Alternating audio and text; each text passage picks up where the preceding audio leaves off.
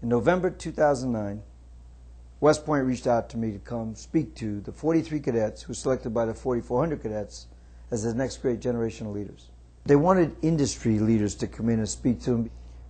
The final question I was asked, as I was the best question I've ever been asked, which is, how many people were at NetApp when you joined? 32. Well, we're going to have 32 people in a unit when we go to Afghanistan within 120 days. They said, and whether they live or die will depend upon the decisions we make. What's your advice for us? I remember thinking, how far away are we from storage at this point? I mean, this is like, wow, then he puts in reality. My answer as an aside was, I wouldn't think of them as 32 people in a group. I think of them as 32 individuals. Ask yourself 3 questions. What are their hopes, dreams, and aspirations? And you should know that. If you're going to lead them into that kind of situation, they got to know that you know everything about them, you care about them. I think if you can answer those 3 questions, you're in good shape. Second thing I said is you should never send them on a mission you wouldn't do. They got to know that and believe that for them to go. And then lastly, I said, if you're going to come home alive or they're going to come home alive, they're coming home. And they got to believe that. And the cadets were quiet for maybe 5 seconds. It seemed like a lot longer. And they stood up, saluted together, and walked out. We all sat there going, whoa. But I left there thinking this is a special group of people that I would like to be associated with the rest of my life. That led to Bill Hogan saying to me, I wonder if we could weave some kind of leadership course around that. The reason that West Point struck me as a fantastic place to have this discussion is that West Point, they have challenges that make ours pale. They have challenges that give perspective to anyone listening. You meet with the people of West Point who are humble about what they've accomplished, incredibly humble, because you have to draw it out what they've accomplished or what they've given for this country. So when you sit back, it's almost overwhelming to think that these people would even honor you by saying our missions are similar. I think they are on a level of leadership, but what they're trying to accomplish is very, very different. Very, at the end of the day, they're willing to give their life for what they believe in. And I think it's an incredible honor to sit in their presence and have these discussions together. I think leadership is what makes the world go round, first of all. I like leadership rather than management. I don't like the word management because I think you manage things, you lead people. So leadership is showing people you care every day. There's 5 aspects of leadership that I grade myself on as I think about things. The first is aspiration. Are we shooting high enough?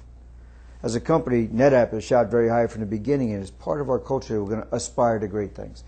But aspiration, I think most people aspire too low, most companies aspire too low, thereby stopping themselves as opposed to some other force. The second is inspiration. What are you doing to inspire them to get there? Now, the thought that's occurred to me a lot recently as I've thought about what we can do to keep the culture of NetApp, we have to inspire people when they need it, which means not when they've won. Most celebratory calls are thank you very much, but if you call someone when they're in the middle of the fight, when they have the problem, when they have a challenge, you see, regardless how this comes out, without you, we wouldn't have a shot. That's inspiration. And I don't think that's just a top guy thing. I think that's throughout a company. You got to seek out and look for opportunities to lift others. The third is innovation. We'll never be able to overpower people by numbers. Every competitor our particular company has is faced with much, much larger competitors. So we have to innovate our way there. And as you do, you say, is that the most innovative way of leading somebody or making something happen? And leadership is fundamental to that. The fourth is preparation. I get asked a lot when I do public speaking, do you get nervous? And the answer is no. And the reason is I'm prepared.